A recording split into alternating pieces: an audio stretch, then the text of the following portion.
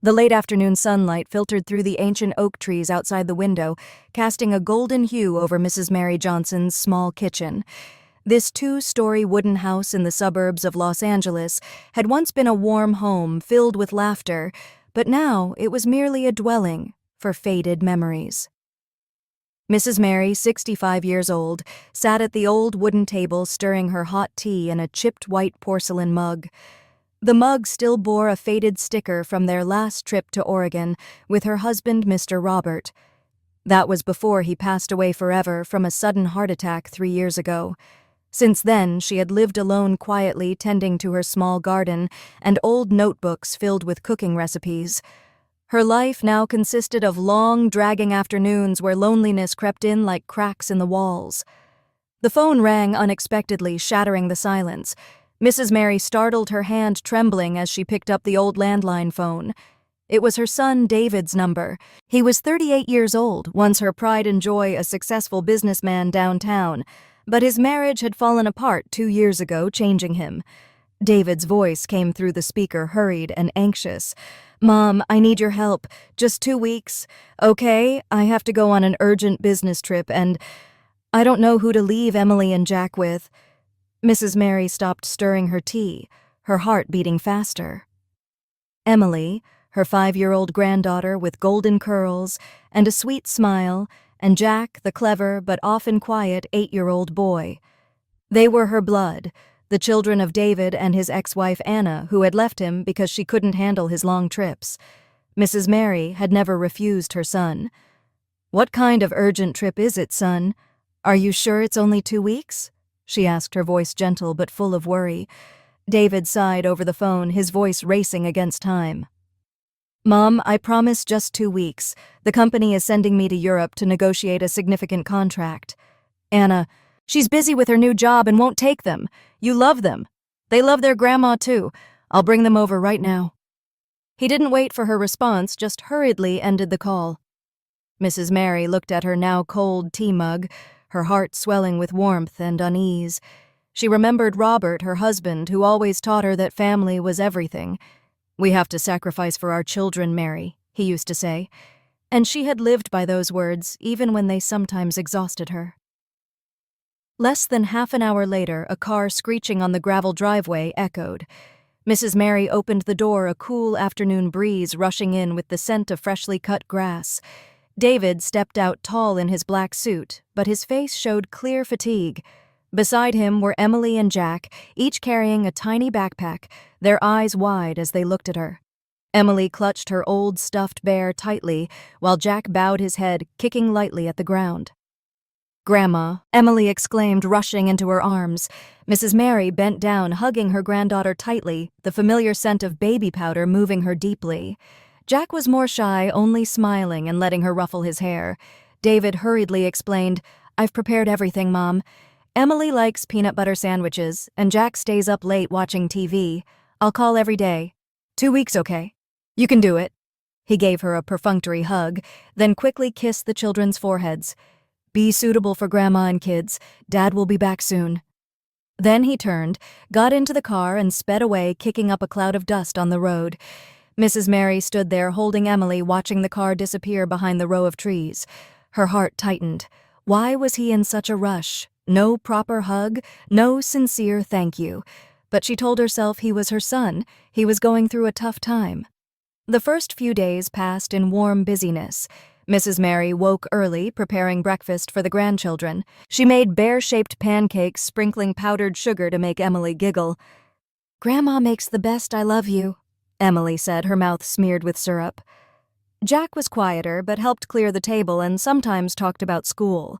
Mrs. Mary told stories about Grandpa Robert and about old family outings. Grandpa loved telling scary stories, but Grandma stuck to fairy tales. She laughed, trying to hide her deep longing for her husband. She read to them in the evenings, holding them as they slept in the small living room she had hastily tidied. Emily slept soundly, but Jack sometimes woke up asking, "Has Dad called Grandma yet?" And then the phone went silent. On the first day, Mrs. Mary called David, but only heard voicemail. "This is David Thompson. Leave a message." She left one son.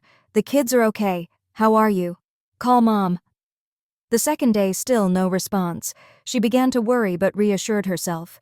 Maybe he's busy with meetings. She continued caring for the children, taking them for walks in the nearby park, picking wildflowers and making bracelets.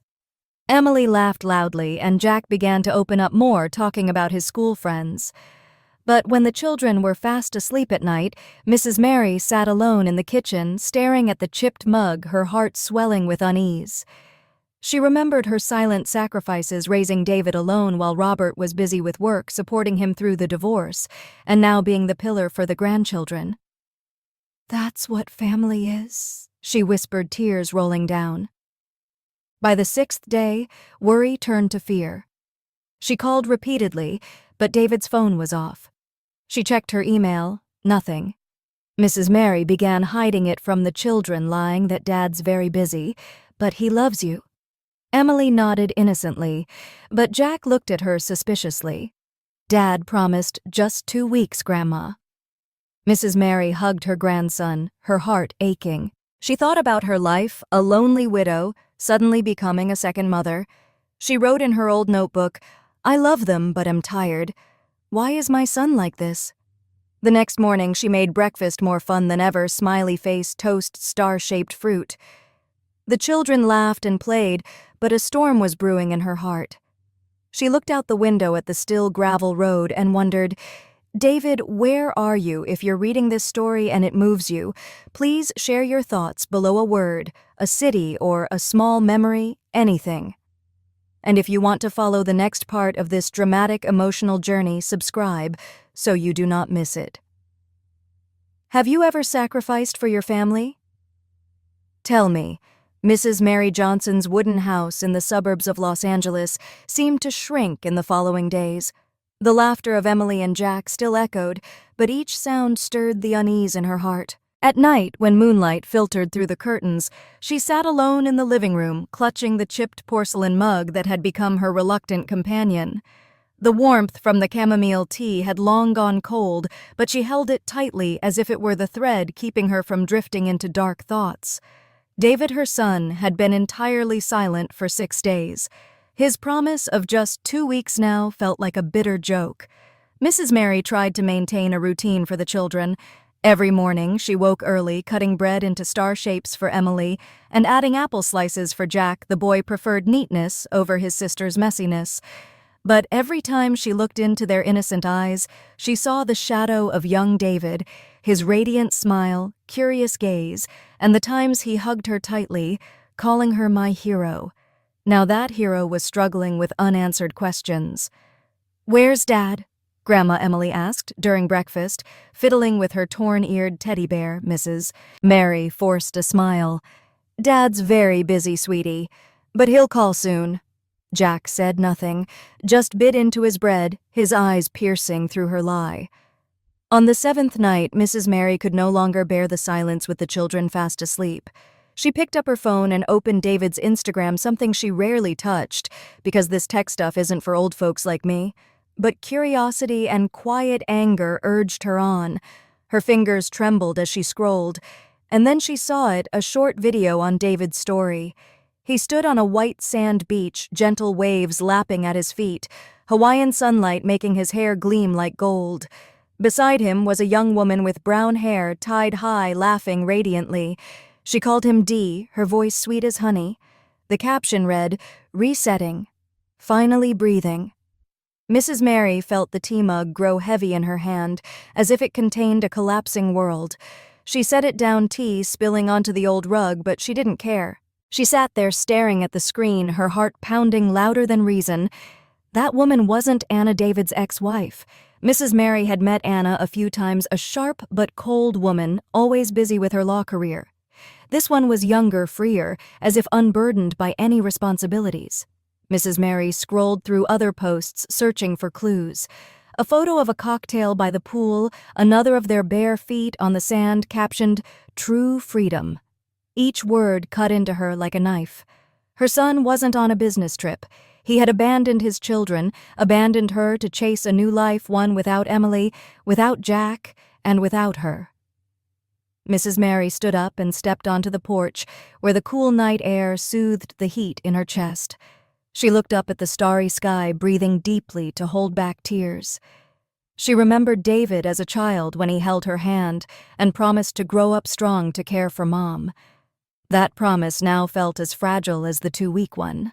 She wondered what had changed her son, the divorce work pressure, or was he just tired of being a father, a son, a person?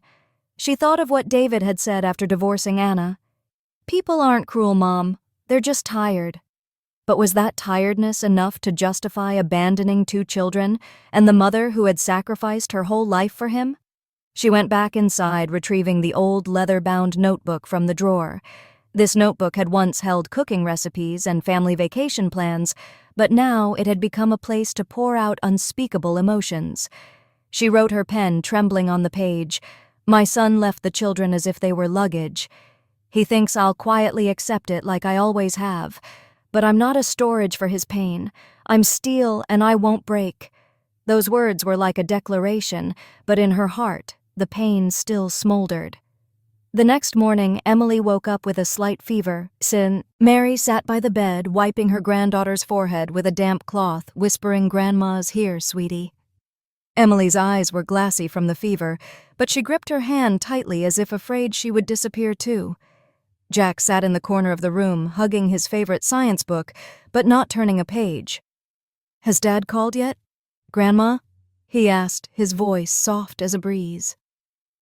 Mrs. Mary shook her head, trying to suppress the ache in her chest. "Not yet, Jack." "But we're okay, right?" Jack didn't answer. He just bowed his head, and she knew he didn't believe her. Mrs. Mary stood up and brewed a new cup of tea, but she didn't use the chipped mug this time. She chose a different one, light blue, without memories or nostalgia. She took a sip, the bitterness spreading, as if reminding her that life wasn't all sweetness. She looked out the window at the still gravel road, but there was no sign of David. But in her heart, a small flame began to burn. Not anger, not despair, but a quiet determination. She wouldn't let the children suffer more. She would be the home, the harbor, whether David returned or not. She opened the notebook and added a line, "If my son chooses freedom, I'll select the children. And I'll fight." She closed the notebook, set down the pen, and looked toward Emily and Jack's room.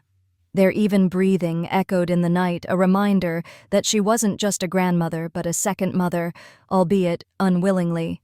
She knew this journey wouldn't be easy, but she was ready to face what lay ahead.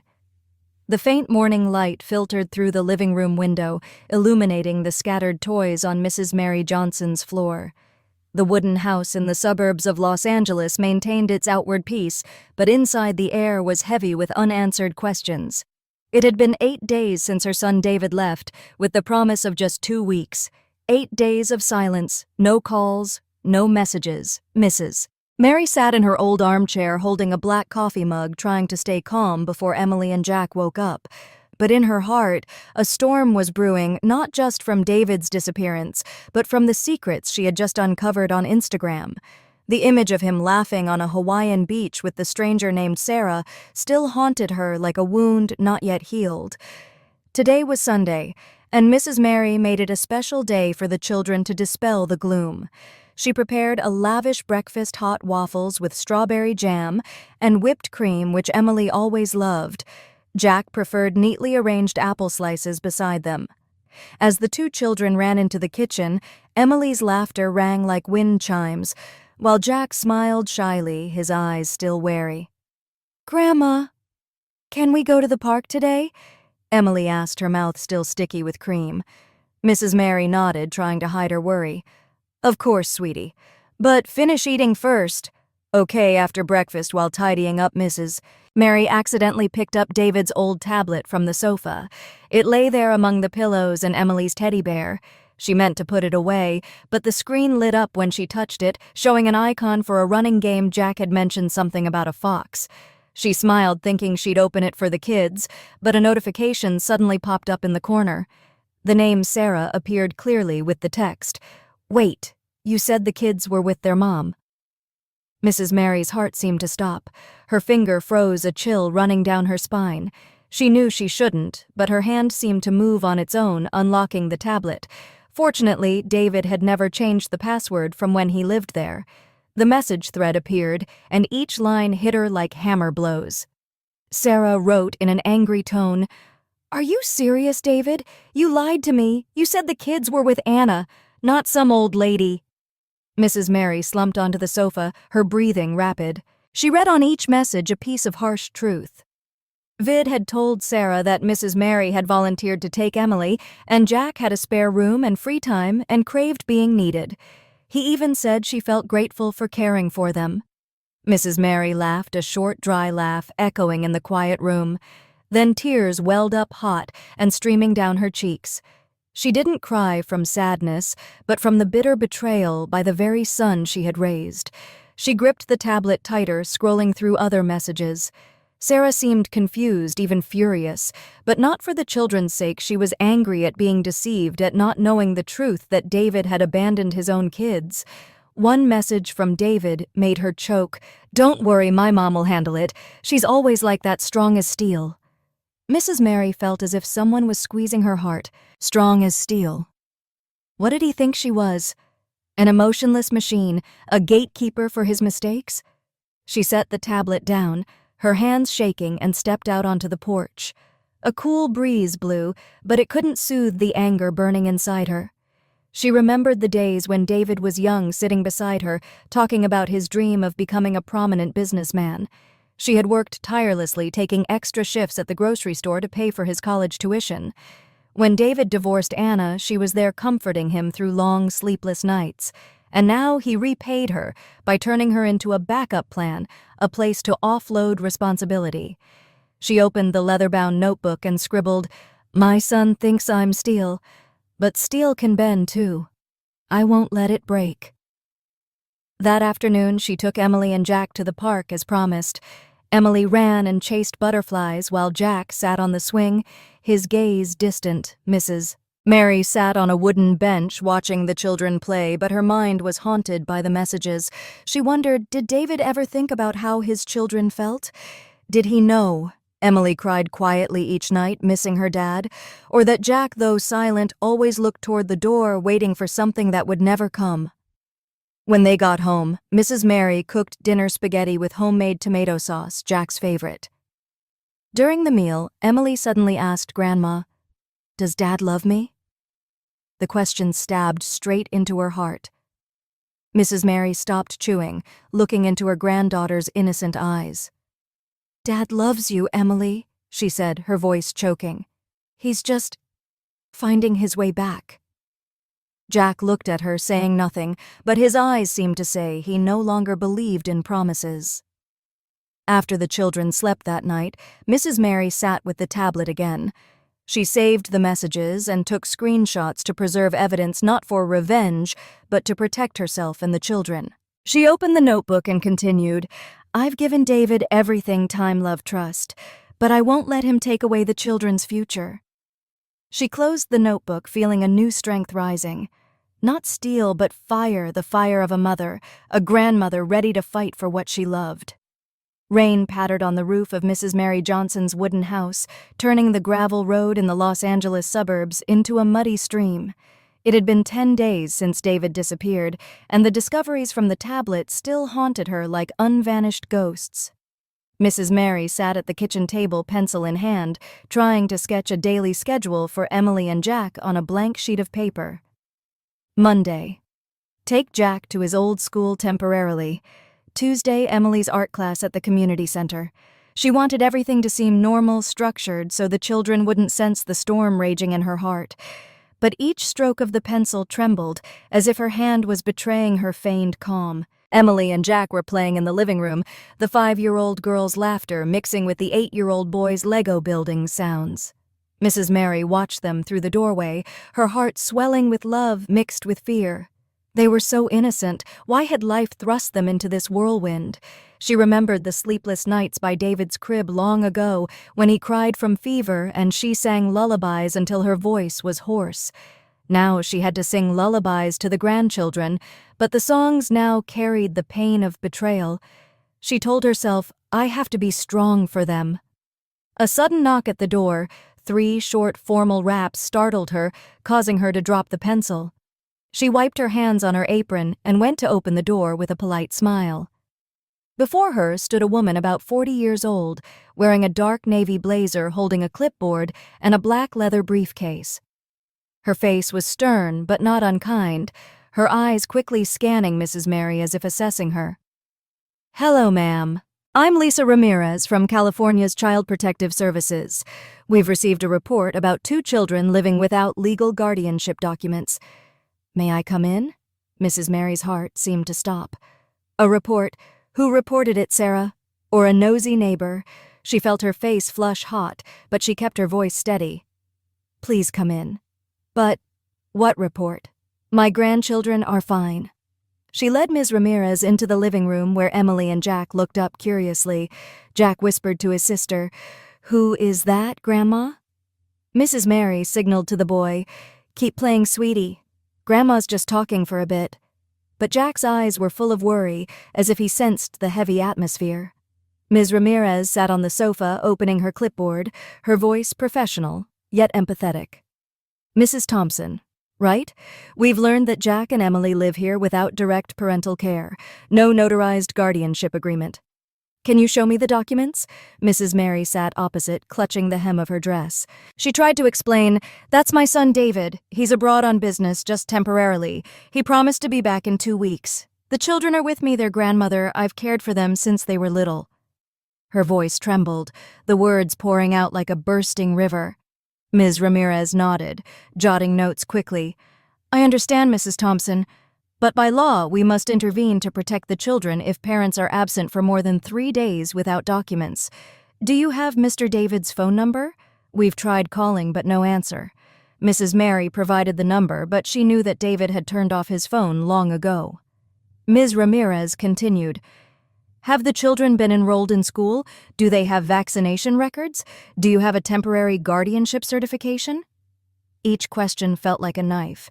Mrs. Mary shook her head, her voice growing softer. Not yet ready. But I love them, ma'am. They're my blood." Emily ran over, hugging her leg. "Grandma, I'm thirsty, Ms." Ramirez smiled at this girl, but her eyes remained stern on Mrs. Mary. "Mrs. Thompson, without documents the state may have to place the children in temporary foster care, not to punish you, but to ensure safety." Those words echoed in her head like thunder. "Take the children away." Impossible.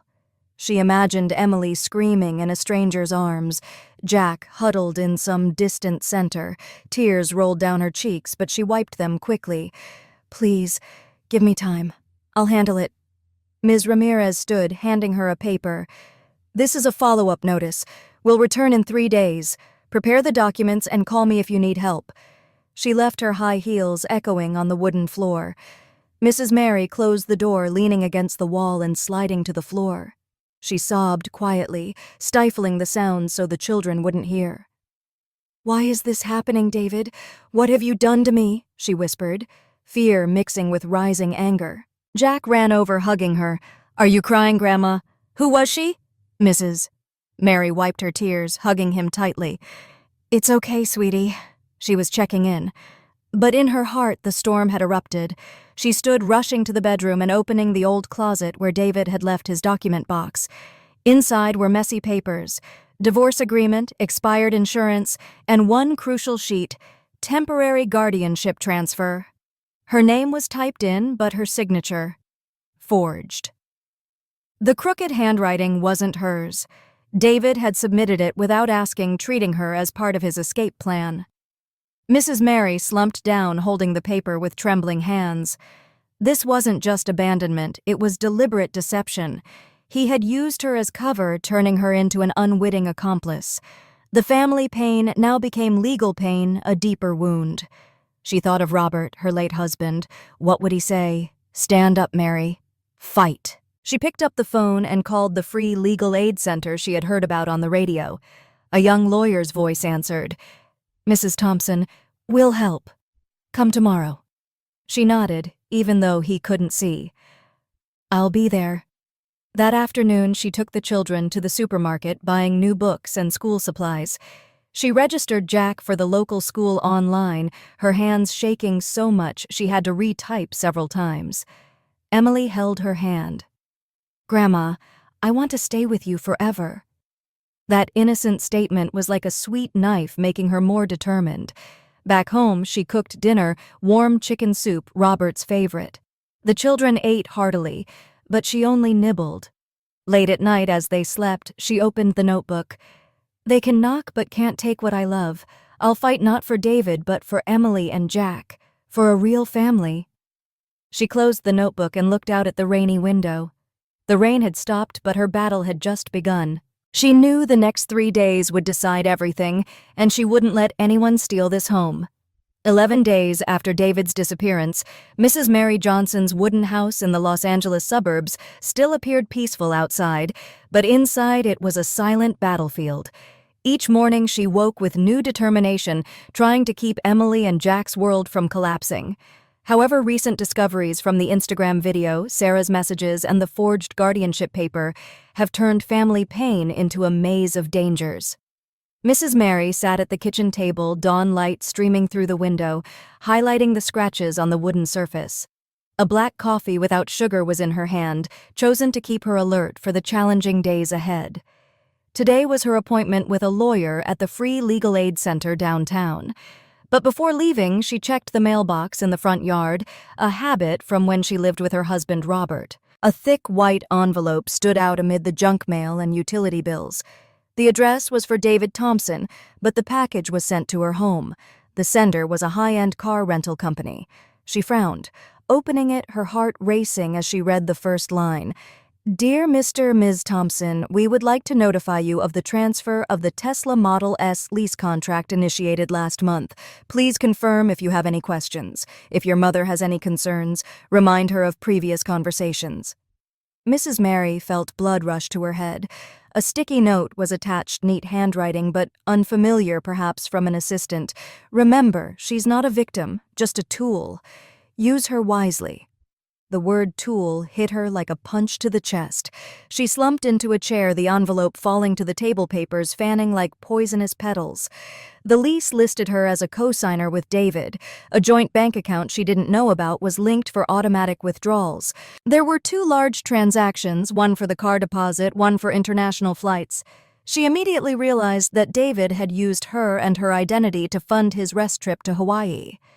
Pain mixed with fury erupted.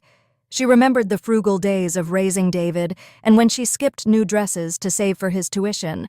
And now he not only abandoned his children, but also exploited her finances, turning her into part of his scam. She grabbed her phone and called the rental company immediately, her voice calm but sharp. "This is Mary Thompson. I want to inquire about a lease in my name." The woman on the line was polite, but her response poured oil on the fire. "Yes, ma'am, the contract is registered at your address. The joint account lists you and Mr. David Thompson as co-owners." "Is there a problem?" Mrs. Mary took a deep breath, holding back a scream. "I didn't sign any contract. How was it approved?" The woman hesitated. "The records were verified online." "Ma'am, electronic signature." Mrs. Mary hung up before anger made her lose control. She opened her laptop and checked the joint bank account David had convinced her to open for emergencies during his divorce from Hana. Sure enough, it had been withdrawn twice enough money for flights and a luxury car rental. She called the bank immediately, navigating 6 automated menus and an annoying jazz hold tune. After identity verification, the bank rep confirmed, "You are a co-owner. Would you like to freeze it?" "Yes," Mrs. Mary replied, her voice more certain than ever. "Freeze it now." When the call ended, she felt she had shed an invisible burden. It wasn't just money. It was the freedom, the control she had been stripped of. She stood, went to the bedroom, opened the closet, and retrieved the old round mirror she used for Sunday school lessons. She wrote on the glass with a marker, "I am not a tool. I am the hand that holds." Those words, though scribbled, were like a declaration of war on her own past. That afternoon, she took Emily and Jack to the community center for art class. Emily drew a sunflower while Jack carefully colored a spaceship. "Grandma, I want to fly to Mars," the boy said, his eyes lighting up for the first time in days. Mrs. Mary smiled, but her mind swirled with what she had discovered. Back home, she cooked potato stew, Robert's favorite, to comfort herself. During dinner, Emily suddenly asked, "Grandma, will you be sad if Dad doesn't come back?" The question pierced her heart like an arrow. She looked into her granddaughter's innocent eyes and replied softly, "I'll be sorry, but I have you kids, and that's more important." Late at night, with the children asleep, Mrs. Mary sat with her leather-bound notebook. She wrote each word etching into her soul, "David took my time, trust, and now my money. But he can't take my will. I'll protect the children and defend myself." She closed the notebook, stood, and pulled out her old makeup box from the drawer for the first time in years. She applied a light pink lipstick, not to show off, but to remind herself that she was still Mary Johnson, not just a grandmother, a victim, and a woman ready to fight. The next morning, she went to the free legal center bringing the lease and bank papers. The lawyer, Claire, a young woman, reviewed the files and frowned. "This is fraud, Mrs. Thompson. We can sue if needed, but first let's separate your finances from his." Mrs. Mary nodded, feeling a spark of hope. Claire continued, "And for guardianship, we need to file officially soon. Are you ready?" Mrs. Mary smiled, her eyes sharp. "I was born ready." Back home, she watched Emily and Jack playing in the yard, their laughter like healing music. She opened the notebook and added a line, "They think I'll fall. They're wrong." She knew the battle wasn't over, but for the first time she felt not just surviving but living. Mrs. Mary Johnson's wooden house in the Los Angeles suburbs trembled with the patter of light rain, as if the sky was crying for the exposed secrets. It had been 12 days since David disappeared, leaving 2 young grandchildren and a pile of stacked lies. Mrs. Mary sat by the living room window, her gaze following raindrops sliding down the glass, clutching a warm ginger tea mug. The mug was no longer the familiar chipped one, but a new ivory white one she bought yesterday, a small effort to affirm she was starting over, even if just in tiny details. But her mind was still tangled with recent discoveries: the forged Tesla lease, the secretly drained bank account, and the betrayal by her own son. It was late at night, with Emily and Jack fast asleep, when Mrs. Mary's phone buzzed. The screen lit up with an unexpected name: Sarah, the woman from David's Instagram video, whom she once thought was an accomplice in his escape plan. The message was short but weighty. "Mrs. Thompson, I need to talk. I didn't know the kids were with you. David said they were with their mom." Mrs. Mary stared at the screen, her finger hesitating over the keyboard. Part of her wanted to ignore it, but another part, the one craving truth, urged her to respond. She typed, her tone neutral, but her heart a surging wave. Sarah replied immediately, as if she had been waiting. "I'm sorry. David lied to me. He said the kids were with Hana and you kept them for a weekend. I just found school papers in his email with your address. I didn't know he abandoned them like that." Mrs. Mary took a deep breath, feeling the room's air thicken. Sarah continued, "He bought a one-way ticket to Hawaii but had no return plan. Do you need my help?" Those words were like a ray of light piercing the darkness, both painful and surprising. The woman she once thought of as her son's thief was now opening a door to alliance. Mrs. Mary stood and stepped onto the porch to avoid waking the children. Cool night wind blew, carrying the scent of damp earth after rain. She typed back, "Do you have proof of his trip?" Sarah replied instantly, sending a series of screenshots, one-way flight confirmations, David's messages about a new life, and escaping burdens. One line made her choke. "My mom will handle it. She's born to carry." Mrs. Mary gripped the phone tightly, feeling her heart squeezed. But then Sarah sent another, "If you need me to testify, I'll help. I don't want to be part of this deception." That offer stopped Mrs. Mary short. This girl whom she had resented was now on her side.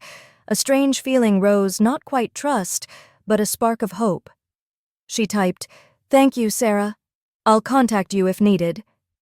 She pocketed the phone, returned inside, and sat at the kitchen table. Before her, there was a folder of documents. She had started collecting medical receipts for Emily Jack's school bills and screenshots of the forged Tesla contract. She opened her laptop, searching for guardianship information in California. Legal websites popped up with dry terms, but she read every line, taking careful notes. She knew that to keep the children, she needed more than love papers, evidence, and legal power. The next morning, Mrs. Mary took Jack to school, officially registering him at a local elementary school for the first time. The teacher, a middle-aged woman with a warm smile, asked, "Are you the primary guardian?" "Mrs." Mary hesitated, then replied, "Temporarily. I'm handling the paperwork." The teacher nodded without pressing, but Mrs. Mary's eyes were sharper than ever. On the way home, Emily held her hand, singing a nursery rhyme she had taught her. "Grandma, I want to stay here forever," the girl said innocently. Mrs. Mary smiled, but in her heart a plan was forming. That afternoon, she called Claire, the young lawyer at the legal center. "I want to file for permanent guardianship," she said firmly. Claire replied, "That's the right step, Mrs. Thompson, but we need clear evidence of his abandonment." "What do you have?" Mrs. Mary recounted Sarah's messages, the forged contract, and David's prolonged silence. Claire noted quickly, "Good. If Sarah agrees to testify, we have a significant advantage. I'll prepare the file right away." That night, Mrs. Mary sat at the dining table, a stack of papers before her doctor's receipts from Emily's fever photos of Jack in art class, and a teacher's note praising his diligence. Each paper was a piece of the home she was building. She opened the leather-bound notebook and wrote, "I once thought Sarah was the enemy, but sometimes those deceived alongside us help us rise. I won't let David steal the children or let myself be trapped in his betrayal." She looked out the window at the faint moonlight on the small garden.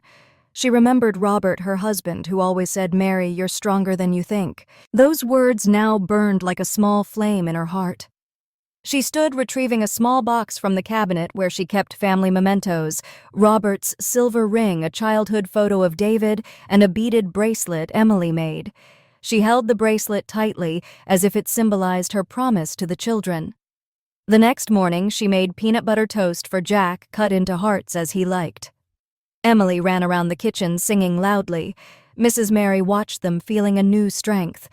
Sarah, though unexpected, had given her a valuable weapon, the truth, and she would use it to protect this home no matter the storms ahead. She closed the notebook, stood, and prepared for a new day, not as an exploited grandmother, but as a reluctant mother ready to fight to the end. The gentle, early autumn sunlight pierced through the oaks, scattering sparkling patches on the porch of Mrs. Mary Johnson's wooden house in the Los Angeles suburbs. It had been 13 days since David abandoned his 2 grandchildren, Emily and Jack, and the secrets he left had forced Mrs. Mary to confront painful corners, from the forged car lease to the exploited bank account. But today she woke with a different feeling, not fear or anger, but a spark of liberation. The black coffee in her hand was no longer to keep her awake, but a companion on a new journey, the journey to reclaim herself. Mrs. Mary stood before the bathroom mirror, gazing intently at her face. The wrinkles at the corners of her eyes, the silver strands peeking under her dyed hair, all told the story of a woman who had sacrificed too much. She retrieved her old makeup box, dusted it off, and chose a light pink lipstick. She applied it not to impress anyone, but to remind herself that she was still Mary Johnson, not just a grandmother, but a victim of betrayal. Her lips curved into a small, sharp smile, like a declaration, "I'm still here and won't submit." That morning, she took Jack and Emily to school. Jack, with the new backpack she bought last week, held his sister's hand, walking more confidently. Emily waved, shouting, "Bye, Grandma. I'll draw you today." "Mrs." Mary smiled, her heart warm but mindful of the critical appointment that afternoon at the local bank. After freezing the joint account with David, she knew she needed to do more to protect herself and the children. The bank was on a quiet street corner, its wooden sign reading Los Angeles Credit Union gleaming in the sun. She entered holding a briefcase, her eyes resolute. The staff member, Ethan, a young man, looked at her with slight surprise. "Mrs. Thompson, you want to open a separate account? Not linked to anyone?" Yes, Mrs. Mary replied firmly. My son exploited the joint account. I want to set my password and ensure no one can touch my money. Ethan nodded, leading her to a small glass room. Over 2 hours, she signed papers, answered questions, and learned to use the online banking app, something she once thought too modern. When she left the bank, she held her new account details, a password only she knew. For the first time in years, she felt in control not just of money, but of her life. On the way home, she stopped at a small store buying a blue desk lamp for the living room. She wanted this house to be not just a shelter, but a true home free of David's traces. Back home, she replaced the window curtains with white cotton ones, letting light flood the room. Emily ran over, hugging her leg. "Grandma, our house is prettier now," Jack quietly helped arrange things, but his eyes lit up at the new lamp. "Grandma, this looks like a spaceship light," he said, making her laugh. That afternoon, she found an online support group for grandmothers raising grandchildren, an anonymous forum she stumbled upon while searching legal info. She read stories from other women, one in Texas raising 3 grandkids because her daughter was addicted, another in Ohio who lost her home because her son stole her savings. Those stories made her both heartbroken and stronger. She posted a short entry without her real name. "I'm raising 2 grandkids because my son left. I just separated the bank account and am fighting for guardianship. Has anyone ever refused their child's requests?" Within hours, dozens of comments appeared. One wrote, "I said no to my son when he wanted to borrow money the 5th time. Stay strong.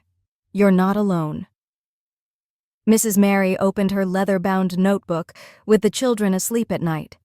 She wrote, "I once thought saying no was betraying family. But today I learned that saying no protects myself and those I love." She closed it, stood, and played an old jazz record, Robert's favorite. She swayed gently in the living room, not to forget, but to savor the moment she belonged to herself. The soft saxophone sounded, reminding her that life could still be beautiful even in simple moments. The next morning, Jack brought home a drawing from art class, Mrs. Mary standing in a field wearing a purple cape, holding a shining sword. "You're a superhero, Grandma," he said proudly. Emily chimed in, "You beat the monster." Mrs. Mary hugged them both, tears glistening in her eyes. "I'm trying, kids," she whispered. She pinned the drawing to the fridge next to the children's schedule. It wasn't just a gift, but an affirmation she was no longer a passive grandmother waiting for David. She was the protector, the warrior. She called Claire, the young lawyer, to update. "I've separated the account," she said, "and I want to expedite the permanent guardianship filing. Sarah, David's friend, sent me evidence. She's willing to testify." Claire replied excitedly, "Great, Mrs. Thompson. We'll build a solid case. You're doing the right thing." The call ended, and Mrs. Mary looked out the window at the sunlight through the trees. She felt a new strength, not the steel David once thought, but fire smoldering, enduring, ready to flare when needed. She returned to the kitchen, baking chocolate cookies for the children, which Emily always demanded. The sweet aroma filled the air, and when Jack ran in, he shouted, "Grandma, our house feels like a real home now." Mrs. Mary laughed, her heart light. This house was no longer where David left his children, but where she built a new life. She knew the road ahead was long, but for the first time she felt not just surviving, but living, truly living, with love and unyielding will. 14 days after David abandoned Emily and Jack, Mrs. Mary Johnson's wooden house in the Los Angeles suburbs carried an atmosphere of tension but complete determination. The early morning sunlight sparkled on dewdrops on the lawn, but Mrs. Mary had no time to admire it. Today was court day, an emergency hearing to decide guardianship of the 2 grandchildren she had cared for with all her heart. The discoveries of David's betrayal from the exploited bank account, forged contract to Sarah's unexpected support, had propelled her to action. She stood before the bedroom mirror, adjusting her dark blue blazer she hadn't worn since David's graduation 15 years ago. Her silver hair was neatly combed, her eyes sharp, as if preparing to face an invisible dragon. Mrs. Mary quickly prepared breakfast for the children, toast with blueberry jam and warm milk. With her tousled golden hair, Emily asked Grandma, "Where are you going?" "You're looking so lovely today."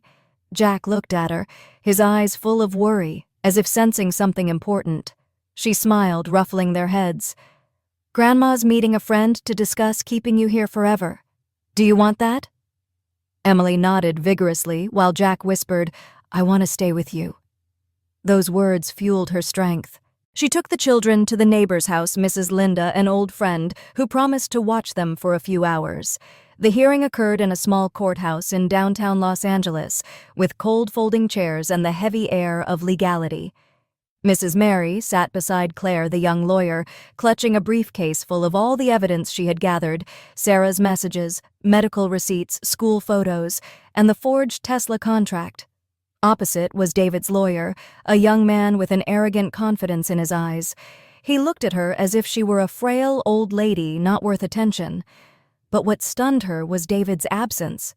"He didn't come," Claire whispered with a hint of surprise. "But his lawyer filed for custody, claiming you're not capable of long-term care due to age and finances." Mrs. Mary clenched her fists, feeling her blood boil. David's petition described her as a temporary placeholder, an older woman limited in finances and health. Each word was like a knife, but she wouldn't let them break her.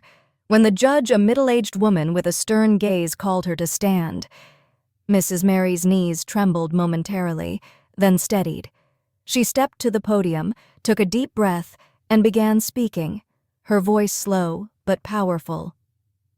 "Your Honor, I didn't choose this situation, but I didn't run from it either. My son David left the children to chase a new life. He left no plan, no calls, no money. I'm not here to blame him. I'm here for Emily and Jack, 2 children who deserve love and safety. I'm not young, but capable, full of love, and not temporary." The room fell silent, only the clerk's pen scratching notes. Claire stood presenting evidence: Sarah's messages confirming David's abandonment, one-way flight tickets, medical bills Mrs. Mary had paid, and school logs of her care. Sarah stepped up to testify unexpectedly, appearing in a simple navy coat at court. She looked at Mrs. Mary with apologetic but firm eyes. "David told me the kids were with their mom. I only learned the truth from the school papers.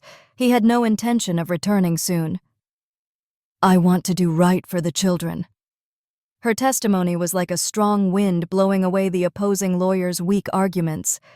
David's lawyer tried to counter using words like advanced age and lack of legal authority, but they became meaningless against clear evidence. The judge banged the gavel, her voice decisive. "Permanent guardianship is awarded to Mrs. Mary Thompson unless substantial new evidence is presented." The gavel's sound thundered in Mrs. Mary's chest. She didn't cry or laugh. She felt profound relief, as if a heavy door had opened. Outside the courthouse, Sarah approached, placing a hand on her shoulder. "I'm sorry it took me so long to see the truth." Mrs. Mary looked at her, her eyes softening. "You came at the right time, and that's enough." Sarah nodded and left Mrs. Mary with a strange feeling, as if a former rival had become an ally. She picked up the children from Mrs. Linda's, and when Emily asked, "Are you happy, Grandma?" she smiled. "Very happy, because we'll be together forever." Jack, usually quiet, chimed in, "Like a superhero team." She nodded. "Yes, and we won." That evening, she made homemade pizza, Jack and Emily's favorite. The children laughed, smearing flour on each other's faces, and Mrs. Mary joined in, letting flour stick to her hair. Opening her leather-bound notebook, she sat at the kitchen table when they slept.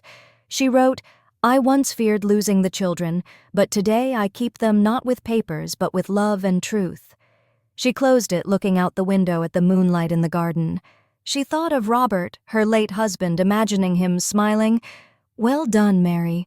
She stood, retrieving a small candle from the cabinet and lighting it on the kitchen table. The small flame burned bright, not to dispel darkness, but to honor the light she had found within herself. The house was now not just a shelter, but a fortress where she and the children built the future. She knew David might return, or new challenges would come, but she was no longer afraid. She had won not just in court, but in her heart. Mrs. Mary Johnson's wooden house in the Los Angeles suburbs seemed more radiant under the early autumn sun, as if it sensed yesterday's courtroom victory. permanent guardianship of Emily and Jack had been confirmed a milestone marking liberation from David's schemes and lies. But this morning, as Mrs. Mary brewed coffee in her new ivory mug, she felt a more profound change, not just legal, but in how she viewed herself. She was no longer a passive grandmother waiting for her son, but a reluctant mother, a warrior who had risen from the ashes of betrayal. Mary sat at the kitchen table, flipping through her leather-bound notebook, where she recorded her thoughts and emotions. The latest page read, "I won in court, but the real victory is seeing the trust in Emily and Jack's eyes." She smiled, setting down the pen, and prepared breakfast for the children, toast with orange marmalade and a plate of sliced fruit. Emily ran into the kitchen, her golden hair tousled, exclaiming, "Grandma, can I wear my pink dress today?" Jack followed, hugging his science book, asking Grandma, "Can I bring my paper spaceship to school?" She nodded, her heart warm. These simple moments were the most precious reward after days of battle. But surprise came when she checked her phone after breakfast. A message from her niece Sophie in San Diego, Aunt Mary, is that "you watch this attached" was a TikTok link. She frowned, unfamiliar with social media, but curiosity made her click. The video showed Mrs. Mary exiting the courthouse, holding Emily's hand tightly, and Jack bouncing with his backpack beside her. Someone had filmed from afar, adding soft piano music. The caption read, "This grandma fought in court to keep her grandchildren abandoned by her son. She won." The energy we need for 2025. The video had over 80,000 likes, shares, and comments flooding in. "Protect her at all costs. She deserves a damn cape." Mrs. Mary set the phone down, her hand trembling slightly. She never thought she was the protagonist in anyone else's story, but now the world was seeing her. That afternoon, picking up the children from school, a woman from the PTA, Ms. Karen, approached with a radiant smile. "Mrs. Thompson, I saw the TikTok video. You're amazing. Our group wants to offer free tutoring hours for the kids if needed." Mrs. Mary blushed but nodded thanks. On the way home, an older man from the local veterans group knocked, handing her a gift card. "For the kids to buy new shoes, ma'am. You're not alone."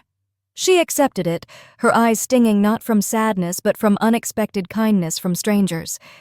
That evening, Mrs. Mary decided to do something she had never done: post a video on Facebook. She sat before her computer, the blue desk lamp illuminating her face. She turned on the camera, looking straight into the lens. "I'm Mary Thompson. My son abandoned the grandchildren, used my name to deceive, but I didn't wait for justice from him. I built it for the kids, for myself. If you're doing everything with empty hands, you're not alone." She posted the video with the caption, "For those holding everything, not for titles, but for love." Within hours, her inbox overflowed with messages from other women, grandmothers, single moms, foster parents who had been pushed into shadows and chosen to rise. One message stopped her. A woman named Ellen wrote, "I'm raising grandkids because my son left too. Thank you for giving me the courage to continue." Mrs. Mary read it repeatedly, feeling her heart strengthened. She opened the notebook and wrote, "I was once invisible, just a name on forms and emergency number. Now I'm a light for others. This community gave me what David never did: recognition." The next day, she received a handwritten letter, no apparent sender, just addressed Mrs. Thompson. "I was raised by my grandmother too. Thank you for fighting. You're a light for kids like I once was." The letter included a small wooden bead bracelet, simple but meaningful. Mrs. Mary wore it, feeling like receiving a silent blessing. She took the children to the park, where Emily climbed the slide, and Jack built a sandcastle. Another older woman at the park with white hair like hers approached. "You're the one from the video. You give us hope." She handed Mrs. Mary a granola bar, like a gesture of sharing, and Mrs. Mary accepted, her heart overflowing with emotion. That night, Jack asked to sleep next to her on the sofa. He curled up, head against her shoulder, whispering, "You won't leave too, right?" Mrs. Mary hugged him tightly. "Never, Jack. I'm your safe place." As the children slept soundly, she opened the notebook and continued. "David left silence, but I filled it with presence. I'm not just a grandmother. I'm the home." She closed it, looking out the window at the moonlight in the garden. She thought of Robert, her late husband, imagining him nodding. "You did well, Mary." She stood, taking an old picture frame and placing Jack's drawing her in a purple cape inside. She hung it on the living room wall next to the old family photo. This house was now hers. Emily's Jack's, a fortress built from love and resilience. She knew David might return, or new trials would come, but she was no longer the trembling woman of 14 days ago. She was Mary Johnson, who turned pain into power and loneliness into community, Mrs. Mary Johnson's wooden house in the Los Angeles suburbs seemed transformed not just by the fresh paint on the living room wall or the bright lemon-yellow welcome mat at the door, but by a new atmosphere of freedom and resolve. 15 days had passed since David abandoned Emily and Jack, and the courtroom victory and unexpected community support helped Mrs. Mary discover a stronger version of herself. This morning she stood in the kitchen preparing breakfast with chocolate pancakes, the sweet aroma spreading, making Emily dance around the table, while Jack carefully set plates with a rare smile. But a vague premonition was growing in her heart, like a cold wind about to blow. While folding clothes in the living room, a knock sounded that afternoon. Not the formal 3 raps of social services, but 2 heavy, decisive ones. She peeked through the curtain, her heart pounding as she recognized the tall figure in the expensive coat. David. No warning, no call.